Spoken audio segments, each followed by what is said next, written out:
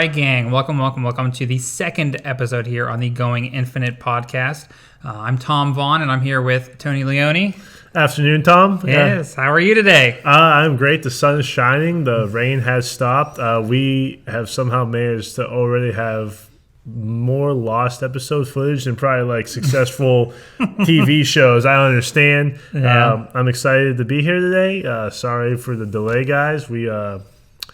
Stuff happens when you try and record. Learning in the moment, right? Yeah. One day this will be perfect. But for now, you have us. So, but today we have a ton of spoilers to go over. Yes. So we're gonna go over a bunch of spoilers. We're gonna talk a little bit about the pre-release, and we're gonna end every video like usual with booster pack opening, and we'll try and figure out what the rare is in the pack. But the spoilers, let's get right down to it. Tony, what's your newest favorite card out of here? I wanted to jump right in. 3 new Planeswalkers got spoiled. The first one I want to talk about was Obnixilis, the Adversary. So he is 1 in Rakdos, 1 in black-red. So 3-mana Planeswalker. 3-mana Planeswalker. Good. He has a new keyword ability on it called Casualty.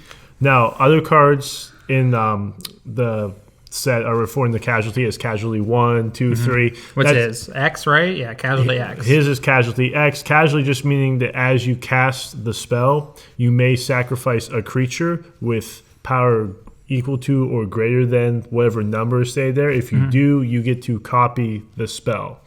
So if you sacked a 2-power creature there, what happens with Obnixilis, since it's a Planeswalker? So since he has Casualty X, it is he will come in with the copy that you get will come in with the number of loyalty counters equal to the power of creature. So you'll get 2 Obnixilises, and the second one has 2 loyalty instead of what's the original one coming 3. for? 3. Okay. So you can sack a 1/1 token, get him with 1 loyalty, whatever.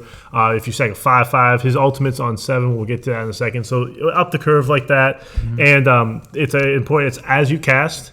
So it's a copy. So even if they counter your original Obnixilis, you still get the second one. Okay. Because it's an additional cost, like kicker or something like that. So you'd have to like summary dismissal it or whatever. Something weird like that, yeah. Okay. So he's got 3. His first ability +1 comes in, like we just said, with 3 loyalty.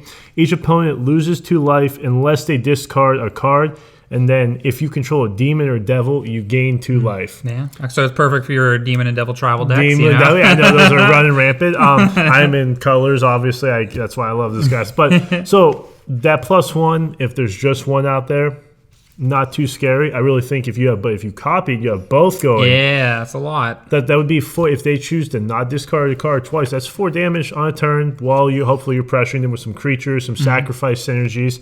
His -2, create a 1/1 red devil creature token with when this creature dies, it deals 1 damage to any target. So that's where the devils come into play. Devils, there's some synergy there. If you do get the copy, you can -2, make a devil, then plus the copy. Okay. That is some synergy. And you'd have a body there. You'd gain some life. You have a blocker to defend your Planeswalkers. We've seen the Devils before. Tybalt made some before. World of Spark, yeah. I think there's like Burn the House Down from Innistrad from the fall came out. It's like a Wrath that makes like 3 Devils when it's over with or something like that. Okay. So small synergy there. And then -7, target player draws 7 cards and loses 7 life. If you get there and you need to draw 7, that's nice. But also, you can just target if your opponent's like at 6. You can target them if you do get to ultimate for some reason. Game goes long, you can drain them for 7. The old Sign and Blood trick. So I think he's cool in standard. I think it's cool that you are, as long as you're taking advantage of the synergies, you're guaranteed to get a little value out of it. Value out of it. And there's a mechanic Blitz we'll talk about in a little bit that gives a creature a clause that makes you want to sack him post-combat. Okay. But in older formats too, you pair it with the Cat, the Witch's Oven deck, Mayhem Devil, Mayhem Devil effects, anything like that. I could even be in Pioneer because that's all, absolutely. Pioneer Sacrifice. Okay. I mean, even in standard, people are sacrificing eye twitches. They're trying to get that lesson plan going. So I think this card is very powerful. I think it's pretty fair. But I'll be interested to see where it's awesome. Used in all those different formats. What do you got? What else we got going on here? So that's Obnixilis. That's kind of on like the demon side of things. But on the, I guess, the more pleasant side, we have Elspeth Resplendent. And this art looks pretty sweet. Has her in like the 1920s kind of flowy dress, flowers and stuff. It looks really cool. She's the queen. Yeah. She is 5 mana, 3 white. Okay. She comes down with 5 loyalty, and her plus ability here is +1. Choose up to 1 target creature, put a 1/1 counter, and a counter from among flying, first strike, lifelink, or vigilance on it. So something very fair, very regular, just a regular +1 on a white planeswalker. Okay. Just give some more power to a creature, give it a mechanic. So nothing wild there, but when we really get to the bread and butter of this card is the -3. So it says, look at the top 7 cards of your library. So we got a dig through time number there already. It's very deep, very deep. You may put a permanent card, so not creature, permanent that's card. pretty. That's a lot. Yeah, go on. With mana value 3 or less from among them onto the battlefield. Right on the battlefield, not in your hand. And it also gains a shield counter, and the rest go on the bottom. What's a shield counter? So shield counter, brand new to new Capenna. It's kind of acts like Totem Armor if you were been playing the game long enough to have seen cards with Totem Armor. And pretty much if damage or destroy effects would destroy this creature. So even like Doomblade, Hero's Downfall. Correct. That's nice. It's a one-time, just the shield counter gets removed, and then boom, you get to keep your creature permanent. The shield counter is kind of cool if modifying in these colors, because it seems like the Bant colors really want to be putting counters on things. They're doing some stuff with that. And from New Kamigawa, modifying was referring if you had a counter, any type of counter on a creature, like these flying counters you've seen since Ikoria, they're doing stuff with that. Maybe some synergies there with these cards that get the shield counters, because it's kind of incidental. You know what I mean? It's not like you're not having to do something to get the shield it's just counter. extra added on text stuff. So yeah, that's definitely really cool. Like, so you get to find a creature in your top 7, put into play, and it's saved for at least a card, right? So it's advantage there by itself. So definitely that minus ability is really powerful. Really strong. That, like you said, that is the bread and butter of the card, because the Wandering Emperor's in standard. It's super strong right now. 1 mana less. It's only 4. Flash. It technically exiles, removes a creature. It makes a body itself. What's scary, I don't know if it could be a sideboard value engine in the right matchups. That might, like you said, that minus ability, and then being able to plus on top of it. Minus, get the creature, plus, and then minus again. I worry the fact that like that plus ability, usually planeswalkers, especially post board, you want to play one, start getting value right away. I guess that would be the minus, but like that plus being basically could be dead on an open board, like not useful. Yeah, that's. I wonder if that'll limit the usefulness of Elspeth, especially with Wandering Emperor rolling around. Right, and then her -7, her ultimate is create 5/3/3 white angels with flying. So just a regular ultimate, something that could win you the game. It is 7 though, so it comes out on 5++, and then ultimate. 2 turns. That's quick. Yeah, people don't think about that. That's 5 loyalties, pretty high, plussing the 6. Yeah. If you're plussing, that means you have a creature out. You are probably able to defend and block, hopefully, for that turn. So that's a big deal. I'm thinking I would be surprised if people didn't try in their sideboard at least a little bit. Like a one-of is their top end, like a white deck, just to get a little more, get some more like pressure creatures in play. So obviously limited, draft sealed, just it's going to be insane. Complete bomb. You can play this like on Nick's list. You have to have cards like that's very synergistic. Right. You can build some value, but Elspeth, if you're playing white in a limited, this comes down to you win. You just play it. Yeah, that's awesome. Yep. But that's Elspeth for you. We do have one more Planeswalker. Yep, new Vivian. Yeah, Vivian. What is is she cool? She dumb? What do we got? She is on the hunt again, I guess. She likes hunting things. That's what she like does. I guess that's our green Planeswalkers. Group's just gone now. He's just we haven't seen him in 17,000 years. It's just Vivian now. So she is very expensive. 6 mana, 4 green. So she better be green. But by green, you can get mana in green. So she comes in with 4 loyalty, +2. Call back to a very famous card. You may sacrifice a creature. If you do, search your library for a creature card with mana value equal to 1 plus the sacrifice creature's mana value. Put it onto the battlefield. Sounds like Birthing Pod. Yes, classic. It's banned, so it's got to be good, right? It's got to be good. I mean, that's what I heard. All those banned. I mean, Wild Mikado's banned. Super OP. Post board is where I'm thinking immediately for that +2 effect. Like a sideboard all-star, we've seen Vivian cards in the past. Vivian Reed, when she was her first Planeswalker card, was just that plus. She came down 5 at that time from a core set, but that plus just started taking away the game. And the fact that it's a May, so if you want to get her out of range, you got some creatures going on. She has a second +2, so that makes it even more interesting for grinding out that value, because usually it's plus, minus, minus. Right. We have plus and a second plus ability here. +1, mill 5 cards. Then put any number of creature cards, put this way into your hand. Yeah, so if you mill all all 5 cards are all creatures. Boom, that's a draw 5. Yeah, so that's awesome. It's a nice like middle ability, and it's a plus, which is really nice. That's huge. The card advantage being a plus, you're going to 5 loyalty, and usually probably in the mirror. That's got to be like mirror breaking, like green stomping, or even versus a control deck if you're able to land this. Yeah, playing really in that draw, even 3, just to draw 3. Plus have the threat on board of the Planeswalker. Yeah, they wipe your board. You slam this, you start getting some cards back. -1, just -1 too. Yeah. So she's gonna have a lot of loyalty for a while. Right.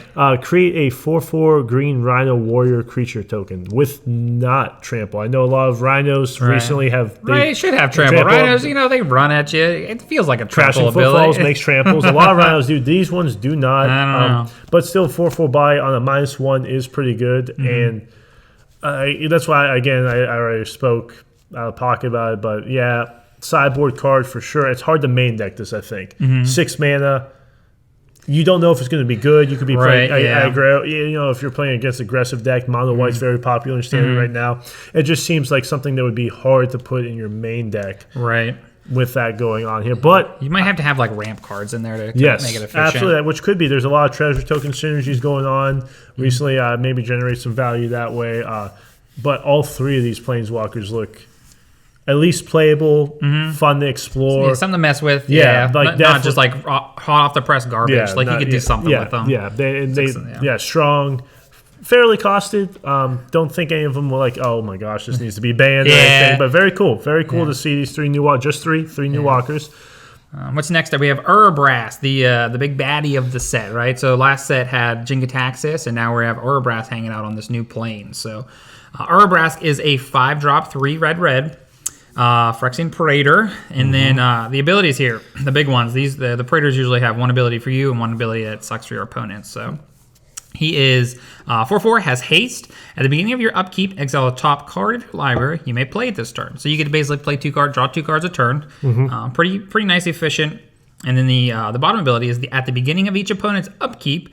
The next time they would draw a card this turn, instead they exile a top card of their library. They may play it this turn. So you're basically trying to like negate a draw from them, right? So they still get to try and play that card, but say if it's like a counterspell, then it's dead. They literally lost their draw step, which is really neat against those decks that want to be like reactive as opposed to proactive. Bingo. That's why I immediately, as soon as I read that second text box, I'm like, okay, this is some form of red aggressive top end that's trying to hose you from not being able to sit back on your counters or your removal. Right. Your vanishing versus, you name it, whatever you make a play that turn. Maybe they have a planeswalker in the deck, a memory deluge, like something that they want to play at instant speed on your turn. Just make them use their mana on their turn, especially later in the game. And it's a 4/4 for 5, and it comes down with haste, so it comes down swinging. Yeah, it's not Goldspan Dragon's still legal though. Yeah, so that's a problem. You know what I mean? Like a Goldspan Dragon comes in, gets the treasures, gets it, and it flies. Yeah, you know what I mean? Like it, and they still do get to draw a card. It's only once the next time they draw a card this turn. So then, like on your turn, like I'm not sure. It's cool. Jin-Gitaxias and Vorinclex were super flashy. I'm not so sure about this guy's a little more subtle, right? Yeah. It's like you know that is a neat ability, but like in retrospect, like is it going to be like useful? You play a ton of control. So say I throw this down on turn 5 against you. I curve out. I'm on the play. Do you really care about that second text box there about your draw step? Yeah. So I really don't think so, because like at that point, hopefully I have removal in my hand, or like if I'm sandbagging a counterspell, like you counter it and that's it. So it's like it's not too threatening. Like if I'm top decking, then like if I top deck a counterspell, then that doesn't help me anyways. Yeah. So and I don't know if that's really a scary card, but it has haste, so it comes down and hits you for 4. So I guess if at that point in the game at 5, like you're about 10, sub 10 life. So I don't know, but it really isn't too scary of a card. Yeah, so. That's I know I brought up Goldspan. I'm sure a lot of people who play Standard probably sick of this card because it's just it's a very good card if you have red in your deck, and I think it'll as long as Goldspan Dragon is legal in the format, will combat that as far as like a top end that's generating more value. You get the treasure tokens, enter attack, and then like if they target, so you're getting some form of mana rebuy at the very least. If you Doomblade affect my dragon, some kind of a resource. Yeah. as opposed to this, like, because the first ability doesn't even happen until your next turn. So. Right. So they can just pretty much kill it, and then you're down. Yeah, a card. we're looking at 5 mana, 4/4 haste. Yeah, which control decks love, and mid range decks enjoy that too. So no trample can be blocked by a 1/1. Yeah. So it's okay. It's cool to see the Praetors, but it'll be fun in Commander. That'll pretty much be it. I feel like that'll be its home. Which I feel like that's the Praetors. That's where they go. They go to Commander and they wreak havoc. So like Jin-Gitaxias. Yep. So, but this card, it will get the Phyrexian lettering treatment. It'll have the Phyrexian hieroglyphs or whatever you want to call them. So that'll be sweet to look at. But what's next we have? You had mentioned earlier a Blitz card, Blitz the mechanic. Yeah. What is that? Yeah, it's one of the new mechanics. We got a ton of cool new mechanics here. Actually, they've been pretty cool the last couple sets. Really like unique, playable, not generic revisiting landfall or something like that. These are like brand new mechanics, sort of like spicing up some oldies. So Blitz is a new mechanic I was referring to earlier. It is if you ever played with dash cards before. It's like Khans of Tarkir, that's where they came out. So dash was an alternative cost. So you could play it, the creature from your hand for the dash cost. It would gain haste till in the turn. Then you put the dash creature back in your hand at the beginning of your end step. Blitz is if you cast this card, spell for its blitz cost, it gains haste, and when this creature dies, draw a card, sacrifice at the beginning of the next end step. So what I was talking about earlier with Obnixilis is a lot of the blitz cards are in that red color. Right, because they want to be aggressive, And when I first read Blitz, I kind of missed the fact that it's not at the beginning of your end step draw a card. It's when this creature dies. So when you're like you said earlier with Obnixilis, if you sacrifice it or any kind of sacrifice, Witch's Oven or whatever. It's so it's a gained ability. The Blitz, so it's gaining haste, and when this creature dies, draw a card. Yeah. And then powerful. Yeah, and the clause is at the end of if it survives to your end step, then you have to sacrifice, and you would get the draw back, as opposed to bouncing it back with dash. So that makes me a little more curious about all the Blitz cards. At first, I wasn't quite sure what it would be as a mechanic. It's cool to get in some hasty damage and steal a game that way. Because before the play pattern with dash cards would be, I dash a card, like we're both top decking. I dash a card just to get the haste, and that's it. I hit you, and I'm dodging sorcery speed removal. I'm dodging board wipes. I'm dodging planeswalker effects, and you just sort of kind of cheese your opponent out that way. But this opens up. I mean, it's just sort of like they did with the decay tokens. How like the zombie decay tokens sacrifice themselves when they attack now. Sort of cheaper cost to make the token, but you don't get to keep the token for the whole time now if it attacks. Similar with Blitz here, they seem to be a little more cheaply costed.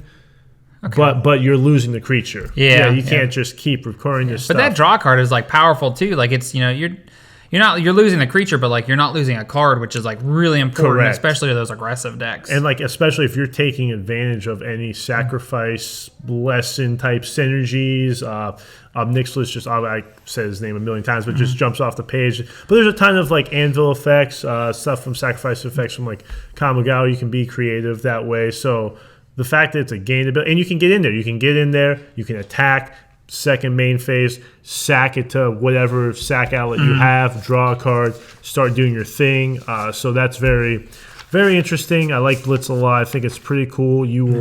I think they can counter it. It's an alternate casting cost. Right, yeah. So it's just like a regular card, just getting some extra abilities. Yeah, it's not like a channel ability where that does not get countered. But it opens up a lot of space for these aggro decks, and even kind of like mid-rangey too. Some of them have a lot of like granting abilities. Just being able that draw card effect is just so good, and like there's so many ways to exploit that. It's just like I don't know. I'm excited to see what happens with that because it's definitely a powerful ability. So the fact that it's gained and not just you don't have to make it to the end step. Right. At the end of the turn, sack it, draw a card. I'm glad that those two things are separated. So you can. There's just more potential for us to build with. Right, because you're squeezing all of the juices worth of squeeze there. You get to blitz the creature in for cheap, usually below cost of the creature. You can attack with it. You can pressure a planeswalker, do whatever, and then take advantage of the synergy second main phase. So you get. If you're not checking all those boxes, it's probably not good enough. But when you do in Magic, that's when stuff really starts humming and you start taking advantage of situations against your opponent.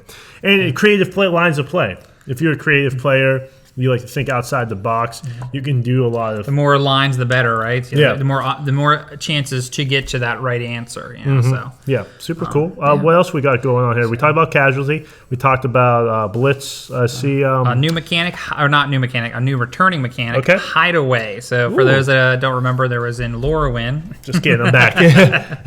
There is in the Lorwyn block, there was lands that did this. They were Hideaway, right? So whenever they come into play, you look at the top 4 cards of your library, and then you pick one of those and you put them in exile, and you hide, and your opponent doesn't know what they are, and it kind of sits there for a while, and then the card will say something that will trigger it to be that card to be played, and it gets played for free. So like the biggest one was Shelldock Isle. So if a library ever had less than 20 cards, you get to play it for free. I love that card in Cube. Yeah. Oh, Vintage Cube All-Star. Because your decks are only 40 cards, so you draw 7. It's so good. You know, it's just you're already at 33 cards. Yeah, so. not that hard. Yeah. Hideaway.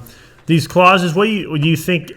These clauses, is that too hard to meet in Standard? Is it cool, like on theme mechanic? What are you thinking here? Well, I guess it all depends on the card themselves, right? So there was a Hideaway card, Wiretapping. Wiretapping. What did that do again? That was the enchantment for 4 in the blue, correct? I believe. Hideaway 5. It feels like a blue card for sure. Yeah, there we go. So Wiretapping. So it says Hideaway 5. So you're going to look at the top 5 cards of your library, pick one of them, and then it says whenever you draw your first card during each of your draw steps, draw an extra card. Then if you have 9 or more cards in your hand, you may play the exiled card without paying its cost. So this feels, it's like a Howling Mine. You're going to get two draws per turn, and then if you happen to have started your turn with 7, you'll have 9, and you get to do the Hideaway effect. So in Standard, it kind of feels a little weird. It's a lot of mana for that effect, but I think in Commander this is going to be awesome, right? Because you have Reliquary Tower, you have the Mana Rock that has your extended hand size, and so it's Thought Vessel. Yeah, so that's going to be. Size, I think it'll be for the decks that want to play like Nekizar. It's easy to cast, only 1 blue, splashable, multicolored decks, commander decks. You know, you can easily play this. Enchantment is you said it's a lot of mana. It's a hard. Enchantment removal is very hard to come by. Niche, for sure. So like if this resolves, Commander, even if you're playing some against the odds type deck in Standard, your draft deck, your seal deck, you're probably going to start. If you get to untap, your opponent's in a lot of trouble here. Right, and then it's good to note that it's only you that are drawing the cards. It's not everybody draws the cards. Yes, so. that is a big drawback of Howling Mine for sure. Yeah, so. Super. And the art's cool. You know, why it's a lot of the art and the theme of this. I wasn't sure we talked about before the whole gangster thing going in. It's actually pretty cool. I mean, they got like the getaway car, the brass knuckles. I mean, you knew it was coming too. the face breaker. I'm surprised they just didn't have gangster hat on. I think gangster hat. Yeah. I'm so. That'd be funny. The gangster hat's probably not. They're probably not allowed. Hasbro is probably like Wizards. You actually can't do that. But it gives it like +0/+3 equipment. You know, just like. But another card too that jumped out at me doesn't have any mechanics on it, but it's called Depopulate. Yep. I love playing. I love blue-white control. It's my favorite deck. Any format, whatever you want to, Pioneer, Modern. But this card, super simple. 2 white, so 4 mana. Very important. 4 mana. Yep. Each player who controls a multicolored creature draws a card. Right. If we stop there, who cares, right? Yeah. But the next line of text is the best. Destroy all creatures. So it's a Wrath of God with an extra line. This is like real comparable to Shatter the Sky. It was printed a little while ago that when you drew a card if you had a creature CMC or power 4 or more. So this one, it's a little bit different of an avenue, right? So you have to have a multicolored creature, but still it's a 4 mana Wrath. So I'm really excited to see, especially in Standard. If it's good, bad, or ugly. So yeah, they've been playing around with these for a long time. People that played, if you played during Battle for Zendikar, into Kaladesh, Oath, into Ixalan, the Wrath effects were all 5 mana for a long, long time. I mean, it felt like 5 to 7 years. They honestly refused to print a 4 mana Wrath effect. They really didn't. And then they started, like you said, Shadow Sky. We've got this. We've got Doomscar on the full. If you foretell it, you can play it for 3. So that was a good one too. I like that one. Yeah, so they're finding ways around to help out control decks because these creatures are just honestly insane. The value they're generating. So where do you And now planeswalkers that come down with 2 of them if you sack a creature. So it's like you got to give the control deck something here, Yeah. some form of 4-mana wrath. It just had to happen. 5-mana wrath felt like it was too slow. The closest thing for a long time we had was what was the instant wrath? Settle the Wreckage. Yeah, that was good too. Settle- But exiled, but they got what, lands? Basic land for Yeah. each creature exiled, non-token creature, I believe. Right, yeah. And game 1, you would walk probably straight into it, but like once you got settled once, you never usually walked into it if you didn't have to. Yeah. So where do you think this ranks amongst these playability for 4-mana wraths?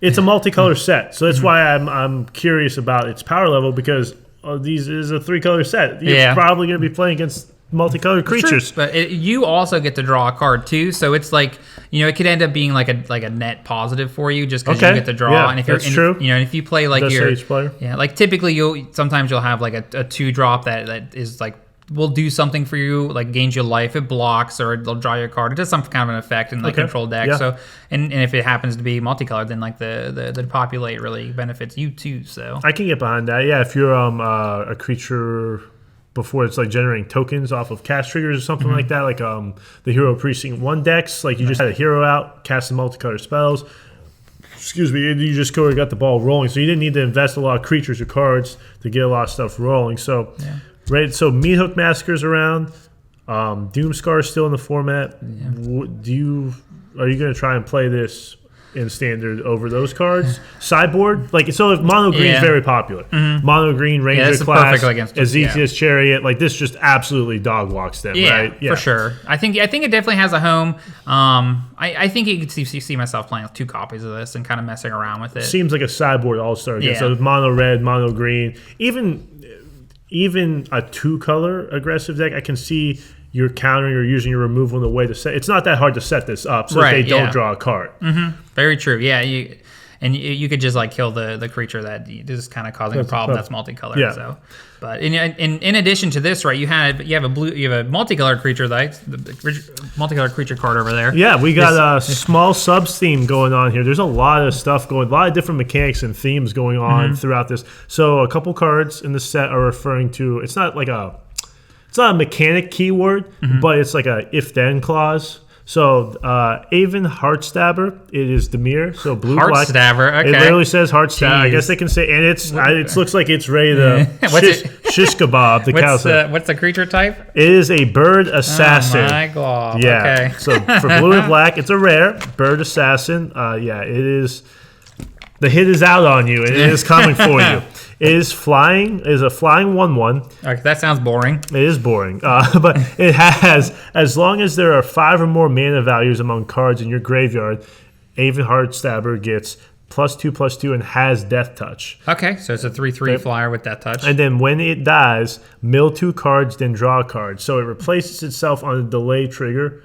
We've seen before Baleful Strix draws on ETB, Ice Fang Quadrille from H1, draw these 2-mana 1/1 flyers. Right. To draw a card. This is sort of because exile effects get around that, as opposed to like if those other 2 creatures I just mentioned. ETB get it and you boom. draw. Okay. But in Baleful Strix has Death Touch itself. Ice Fang gains Death Touch for the snow lands, right. And then there's no way to buff them though. This becomes a 3/3. That's a big deal for 2 mana. That's going to draw a card off itself. And then there's another card. I'm just going to shoehorn it right in here. It is also Dimir blue black. It has that same clause. It's an instant. Tainted Indulgence, draw 2 cards, then discard a card unless there are 5 or more mana values among cards in your graveyard. So when they're referring these 2 cards, I think were very cool. That's why I picked them out to talk about that. There's a couple other referring to 5 or more mana values. So that's meaning if you have a land, a 1-drop, a 2-drop, a 3-drop, and a 4-drop. You get to do the extra stuff. You get the extra stuff. Obviously, you can have more 5 or 6, but most likely you're going to want to be. I mean, there's getting a land in there is the best way to easily trigger this easier. Right, yeah. So like fetch land into Thoughtseize, into removal, and then sort of get it going that way. So it's this. Don't know where it's going to fit in standard, but this Aven card, I'm very interested in a 2-mana 3/3 flyer with Death Touch. You know what I mean? Yeah. That draws a card when it dies. It's milling into your graveyard. So if you play like Snapcaster, that's kind of a cool addition too. Or like if you're delving as well, Murktide. It's not a rogue, but the rogue deck in Pioneer, rogues in general, and then rogues in Pioneer, they kind of refer to they are self-milling deck. They are synergizing off of that. If you are doing any form of like drown the lock type effects, if you're doing delve afterwards, stuff that's like just interacting with the graveyard, even this Tainted Indulgence. Now, Faithful Mending is probably a better looter. Right. Is draw you 2 gain life, discards, you gain some life too, yeah. But just this looting type effect, like if you're playing a Reanimator style deck, that's why I thought of it alongside Mending. There's Esper Reanimators kind of popular in Modern. Right. It's not like tier 1 there, but it exists. People trying to get out their Archons, their Sarah's Emissary. But that the draw effect, if you already have, you're pitching 7-mana creatures or putting in there. So you're getting the draw to basically on the free to find your reanimation effect. Like you're more likely to easily trigger that effect. And 2-mana draw 2 instant, that's pretty good. Yeah, it really is. Yeah. Like for a while, it was like hard to find cards like that. Blue black is honestly sometimes these hybrid cards.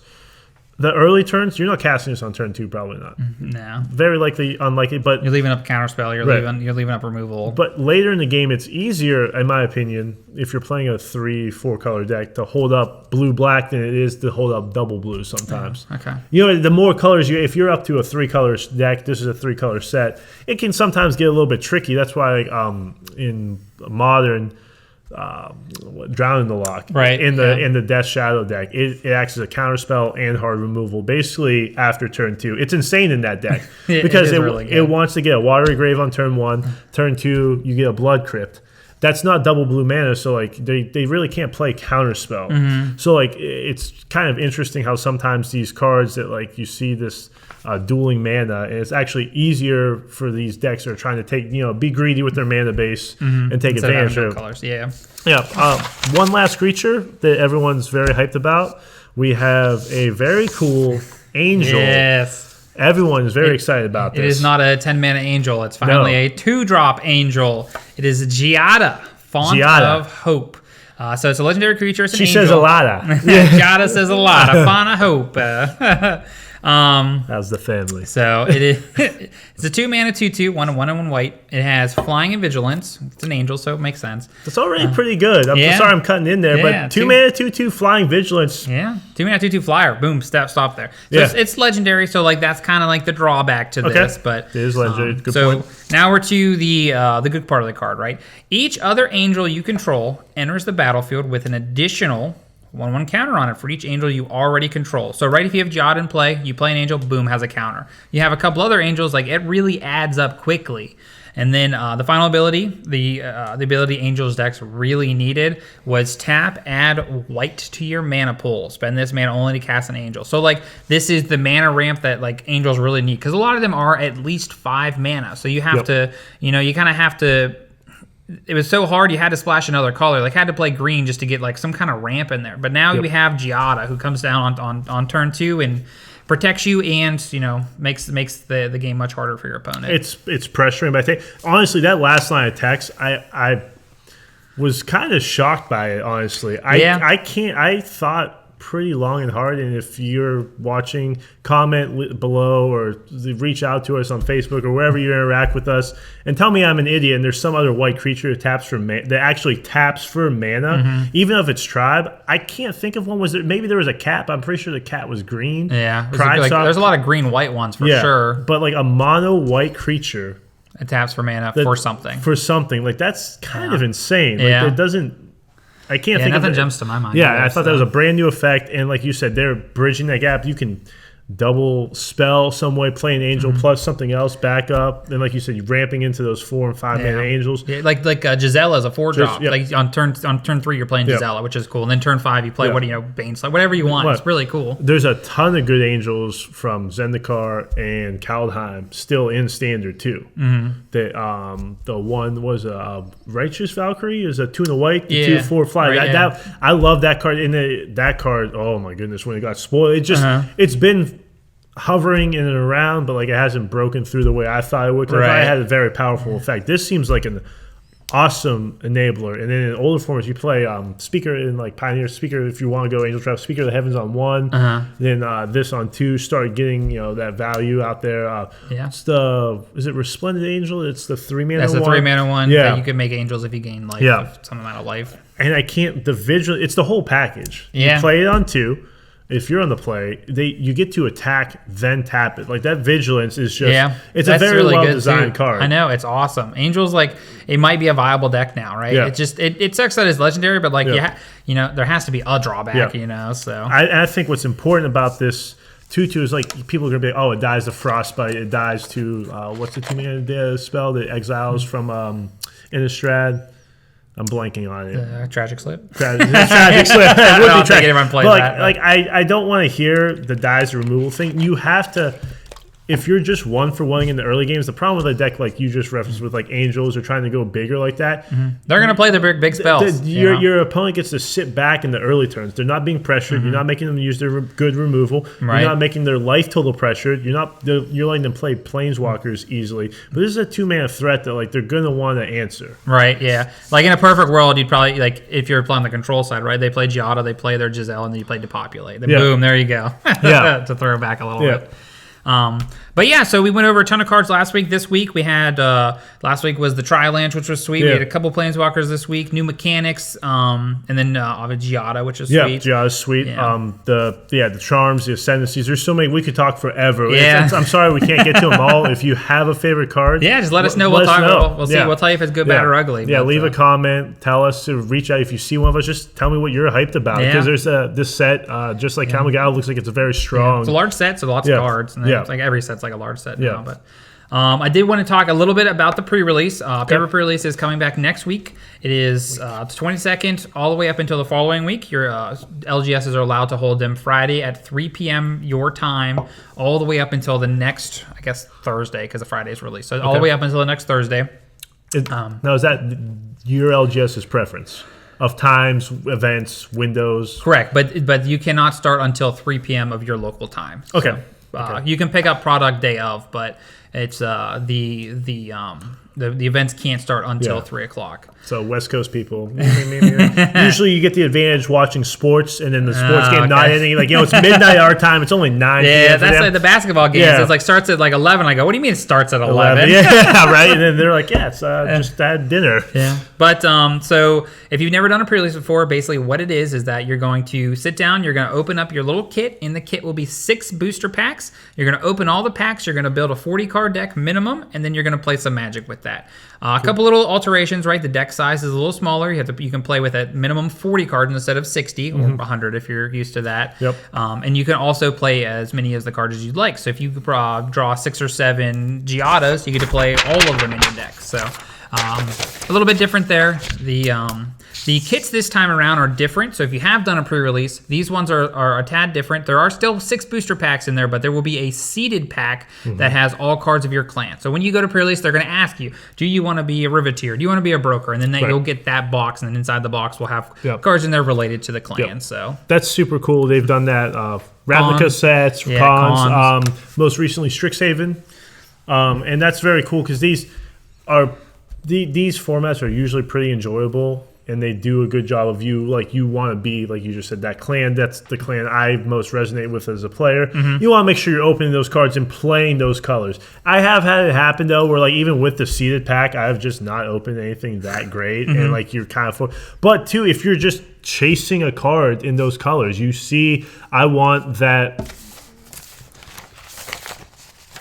Whatever. I want Lord Xander, the collector. I'm going to pick the Grixis clan. So you have a higher chance of getting him. You know what I mean? Like if you're chasing cards in that wedge, if that's who you are as a player, it's very cool. Like and have some fun with it. You know what I mean? Pre-release is very casual. It's very fun. Try playing with the new cards. These sets are 3-color sets are usually slow. They're my favorite draft set ever is Khans of Tarkir. That's a 3-color set. So I'm hoping this is up there. And like there are a ton of powerful commons and uncommons. So I think it should be pretty interesting. That land cycle, a common that draws a card. I love that's so good. That is going to be obviously for constructed that card was unplayable, right? It's no one's gonna care about that. But like in limited, that is like the perfect like land for limited. Yep. It's a dual land, and you can draw a card at some point. Like Yep. it's so simple yet it's so refined. It's awesome. And I can't believe we haven't seen an effect like that before I for these know. effects. Because what feels worse than flooding out in a game of limited? You feel so powerless. Right. You've got all these lands. You just I need to draw anything, any spell. My opponent's at 2 life. Can I draw something? Yeah. Now at least you have something to do with the mana. Take a game Right. action. Like flooding is not that bad, and it's again, like even if you're not flooding out, even if you're just curving out, like play it on turn 1 tapped, and then you just kind of go to town. Usually you can take turn 1 off in these formats. You know, Right. play a tap land. Cons have the gain lands. Those, yeah, you said those. There's a lot of support at the common level for these colors. They're pretty So easy. excited. Yeah, and then a lot of the good creatures, they have very easy mana costs. We're talking like 1 and blank color, 2 and blank color. Now, some of the more haymaker effects in their clans, they are multicolored. There's a couple of hybrid mana colors, but I think it's very well done in the sense that there's not a lot of like double, like Urbrass is double red, but there's not a lot of double red cards. Right. Not a lot of things that are hard to cast per se early in the curve. It's really, if you're playing 3 It's a colors, multicolor yeah, thing, yeah, like so. this turn I'm playing some card that's 2 generic and a blue. Next turn it's 2 generic and a red. You know, that's easy to cast and play all those cards and make sure you get to hit your spells on time, because that's important and limited, and just you want to be able to play your cards. You know, even 100%. even if the draft decks that I lose with, whatever, as long as I'm playing my cards and playing with the new synergies, I usually have a good time anyway, you know, because that's what it's about. Yeah, and then the most important thing about this pre-release, right? So you have the 3-colored kits, but the biggest change from this pre-release from the last 20 is that Magic Arena will not put it on there until the following week.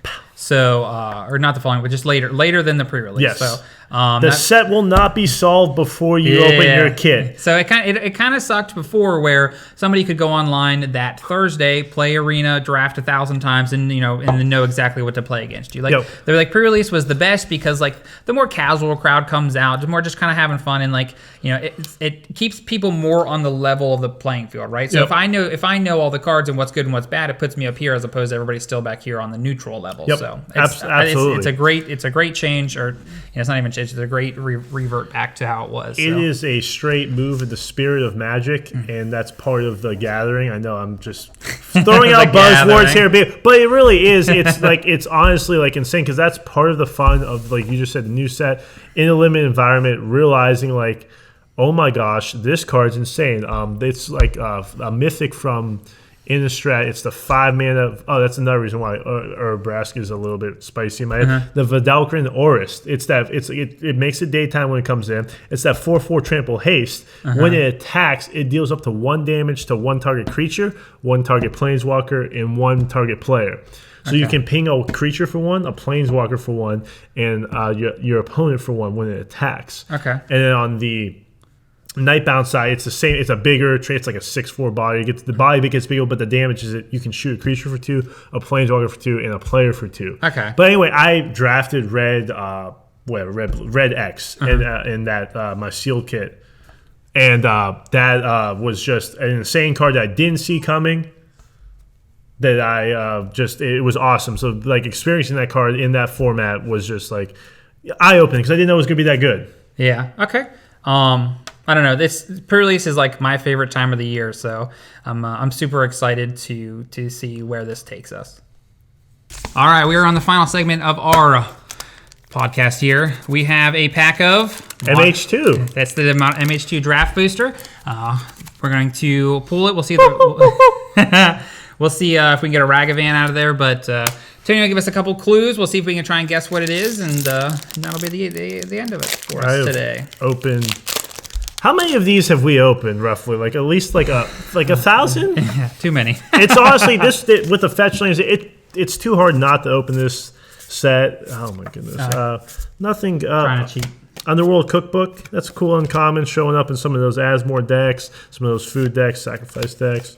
Let me get through to the interesting rare here.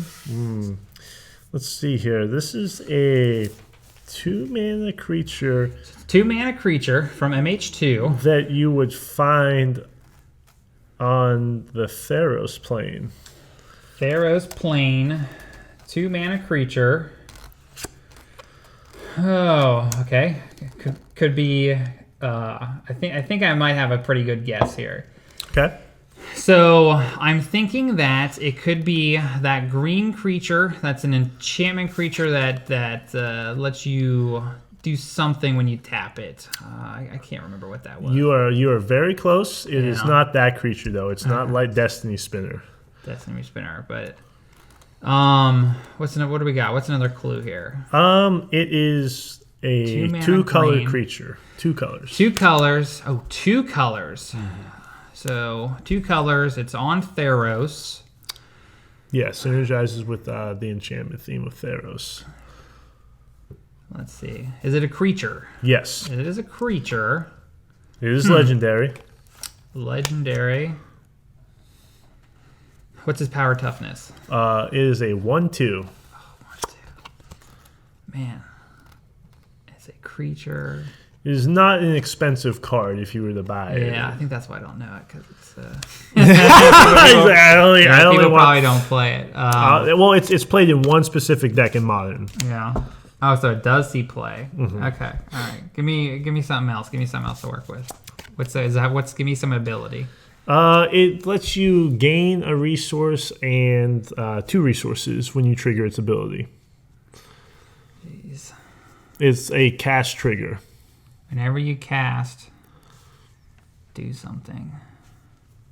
Enchantments. Whenever you cast an enchantment spell, do something. Yeah, you get 2 effects when you cast an enchantment. That is correct. Oh, man. What 2 colors is it? It is green, white, Dom. If you guys know Dom loves playing this deck. Oh, man. I can't think where this card is. I know I've seen it. What's the creature type?